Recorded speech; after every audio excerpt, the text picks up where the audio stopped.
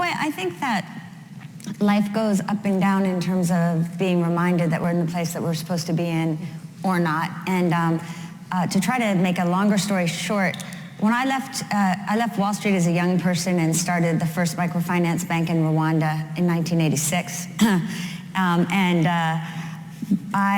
One of my co-founders was a Catholic nun, which we were talking about before, who I really loved. And one of the first acts that she did was to try to abolish bride price. And for her efforts, got killed in a mysterious hit-and-run accident. So I saw the price people pay for hitting the status quo, going against it.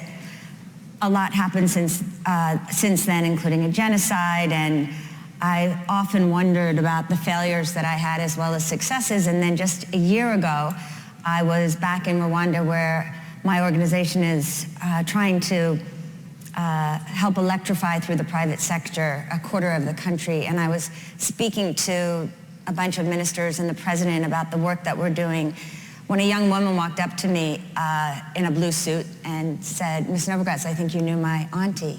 And I said, "Really, what was her name?" And she said, "Felicula," which of course was the name of this nun. And I kind of burst into tears. Yeah, that's a devastating moment for you to have that. It was an extraordinary moment for me, because it was 30 years to the month that I was back in the, I mean, I've been working back in the country, but that I was there for this very specific reason. And I said, "Who are you?" And she said, my name is Monique, and I'm the Deputy General of the Central Bank.